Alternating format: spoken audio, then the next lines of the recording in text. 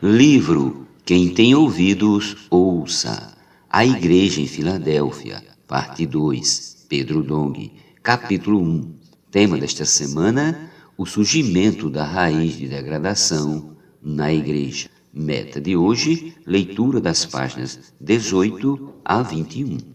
A origem dos pais apostólicos. Enquanto havia apóstolos escolhidos pelo Senhor, as palavras ministradas por meio deles davam direção e governavam a igreja. Mas como já mencionamos, após a morte de João, no início do século II, o Senhor não levantou outro apóstolo por causa do ambiente impuro, devido à busca dos homens pela preeminência na igreja em detrimento da palavra profética. Nesse contexto, surgiram os chamados pais apostólicos.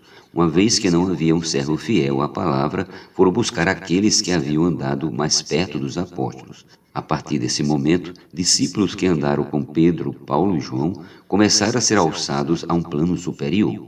Esses são chamados pais apostólicos. Apesar de terem andado com os apóstolos, como é o caso de Clemente, que andou com Paulo, e de Policarpo, Inácio e Barnabás, que andaram com João, eles não se mantiveram fiéis. André Miller escreve sobre eles, mas não obstante os altos privilégios que desfrutaram como discípulos dos apóstolos, logo se afastaram das doutrinas que lhe haviam sido confiadas, em especial quanto ao governo da Igreja. A História da Igreja, 2011, volume 1, página 190. E ainda sobre Inácio, um dos principais deles, Miller discorre: porém, por mais honra que Inácio possa merecer como um santo homem de Deus e nobre mártir de Cristo, temos de lembrar que suas cartas não são a palavra de Deus. Elas podem nos interessar e nos instruir, mas nunca dirigir nossa fé, a qual tem de estar apoiada no sólido terreno da palavra de Deus e jamais no instável campo da tradição. Inácio foi um dos primeiros pais apostólicos. Ele se tornou bispo de Antioquia, a metrópole da Ásia, por volta do ano 70. Morreu cerca de 7 anos depois da morte do apóstolo João, do qual era discípulo. A expectativa era que de tal pessoa tivéssemos ensinos perfeitamente semelhantes aos do apóstolo, mas isso não aconteceu. As declarações definitivas e absolutas das Sagradas Escrituras, vindas diretamente de Deus para a alma, são inteiramente diferentes dos textos de Inácio e de todos os outros pais. Nosso único guia fiel e seguro é a Palavra de Deus. Idem, páginas 168 a 169. A Constituição do Governo dos Bispos. Sem a palavra falada pelo profeta escolhido por Deus, que dá direção ao seu povo, a igreja começou a andar à deriva, como um navio sem leme. Diante disso, os pais apostólicos contornaram a situação, criando o governo dos bispos de forma a substituir o governo de Deus pelos dos homens. Os presbíteros eram aqueles em que os apóstolos confiavam para, junto com eles, cuidar do rebanho de Deus. Conforme lemos em Atos, sua função na prática não difere da dos bispos. De Mileto mandou a Éfeso chamar os presbíteros da igreja.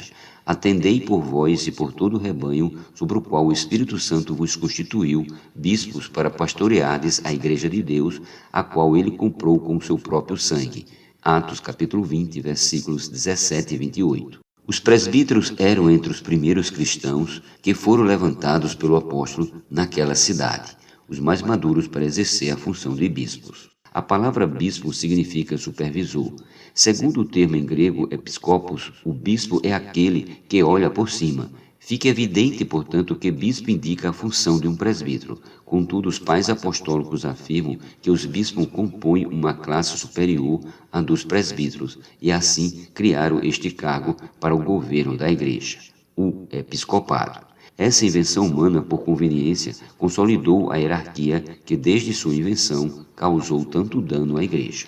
O apelo a essa hierarquia pode ser visto principalmente nos escritos de Inácio, datados aproximadamente do ano 107 d.C., em que se exigiam as maiores honras e o supremo lugar aos bispos. Mesmo que sua intenção tivesse sido boa e buscasse evitar divisões na igreja, o autor acabou caindo na armadilha de Satanás, que é capaz de seduzir e enganar o mundo todo. Apocalipse 12:9, versão King James atualizada. Esse engano é evidente, pois com a criação da hierarquia, Inácio e os demais pais apostólicos ativaram nos homens um grande fascínio por poder, títulos e autoridade na igreja que sempre existiu no homem natural após ser desconectado de Deus. A ideia principal das cartas de Inácio era a total submissão dos leigos ao clero constituído. A justificativa era que, uma vez que não havia mais apóstolos, um governo humano forte poderia evitar erros, ledo engano, pois dessa forma a maneira de Deus trabalhar pelo Espírito por meio da palavra foi totalmente negligenciada.